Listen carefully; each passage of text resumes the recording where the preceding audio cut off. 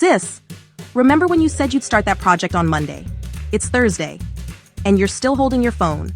Girl, you're still deep in season 4 of your soft life playlist, aka sleeping 12 hours, ignoring emails, and pretending your to-do list is just a suggestion. But guess what? You're not lazy. You're just stuck. Let's flip the script. Welcome to your Lazy Girl Exit Plan. Proven 5 steps to level up your hustle without burning out, selling your soul, or giving up your naps. Lift a finger if procrastination feels like a personality trait at this point. The vibe now is you're booking flights before you book your doctor's appointment. Your vibe playlist is purely Beyoncé, but you make it background noise while doing nothing. But here's the truth. Procrastination isn't laziness. It's usually fear, overwhelm, or burnout dressed up in a Skims robe. So let's get unstuck with hacks that feel more like soft power than hustle culture coming right up.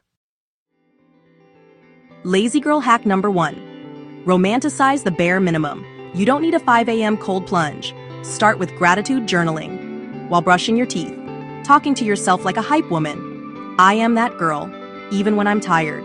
Choose one task, just one, that moves the needle. It's not about being productive, it's about being intentional.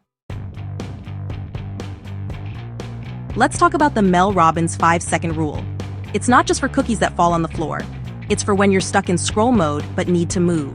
Count down, 5, 4, 3, 2, 1.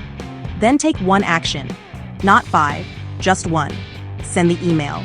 Fold 2 shirts. Open the doc. Even if you don't write a word, just put in a punctuation. Discipline isn't about being perfect. It's about starting messy and still showing up.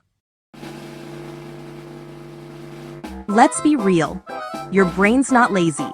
It's just allergic to overwhelm. Enter the Pomodoro mode for procrastinators, which is 25 minutes of focus, 5 minutes of TikTok, guilt-free. Repeat 4 times, then go romanticize your sandwich. Prioritize this way. First, red flag tasks, which are urgent and avoidant. Then glow up tasks, which are small moves with big returns, like journaling, drinking water, or a 10-minute brainstorm. You don't need to earn rest. You're allowed to rest because you're human. Let's talk truth. Black women especially aren't lazy. We're tired. From survival mode to perfectionism, this world teaches us to overfunction just to be seen. Trisha Hersey said it best in Rest is Resistance. Rest is not a reward. It's your birthright. Yeah, that's true. So next time you say, I'm just lazy, replace it with, I'm intentionally pacing myself.